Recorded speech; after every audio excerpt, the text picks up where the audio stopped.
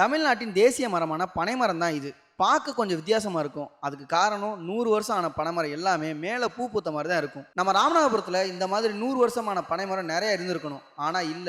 காரணம் நெறைய பனைமரங்கள் அழிக்கப்படுது. பனைமரத்துல இருந்து கிடைக்கிற எல்லாமே நமக்கு பயனுள்ளதா தான் இருக்கு. நொங்கு, பதனி, கல்லு, அதுல கிடைக்கிற ஓலை, சட்டம், பனவெல்லம், பனங்கிழங்கு, பனங்கா. இந்த பனங்கா இருக்குல்ல, பனங்காயில இருந்து வர ஸ்மெல்லு நம்மள சாப்பிடுறதுக்கு ஆசையை தூண்டும். இதை சாப்பிட்டு கொட்டையை கீழே போட்டதுக்கு அப்புறம் அந்த கொட்டை கொஞ்ச நாளைக்கு அப்புறம் முளைக்க ஆரம்பிக்கும். இந்த பனங்கொட்டையை வெட்டி அதுக்குள்ள உள்ள குருத்தை சாப்பிடும்போது அதை சொல்றதுக்கு வார்த்தையே இல்லைங்க, அவ்வளவு டேஸ்டா இருக்கும். அதுக்கு பேரு எங்க ஊர்ல பீச்சேன்னு சொல்லுவோம். உங்க ஊர்ல எப்படி சொல்லுவாங்கன்னு கமெண்ட் பண்ணுங்க. 90s கிட்ஸ் எல்லாத்துக்கும் தெரியும். நம்ம சின்ன பிள்ளையா இருக்கும்போது அதை தேடி தேடி எடுத்து சாப்பிட்டோம். ஆனா இன்னைக்கு நிறைய கீழே கிடக்கு, அதை எடுத்து சாப்பிட ஆள் இல்ல. மத்த மாவட்டத்தில் எப்படின்னு தெரியல, ஆனா நம்ம ராமநாதபுரம் மாவட்டத்துல பனைமரத்தை மட்டும் வச்சு வீடு கட்டி வாழ்ந்தவங்களும் இருக்காங்க, பனைமரத்தை நம்பி வாழ்ந்தவங்களும் இருக்காங்க. அதனால நான் என்ன சொல்றேன், அதை பாதுகாத்தா மட்டும் போதும். பாதுகாக்கிறதுனா தண்ணி ஊத்தி பராமரிக்க கூட வேணாம், பனைமரத்தை வெட்டாம இருந்தா போதும்.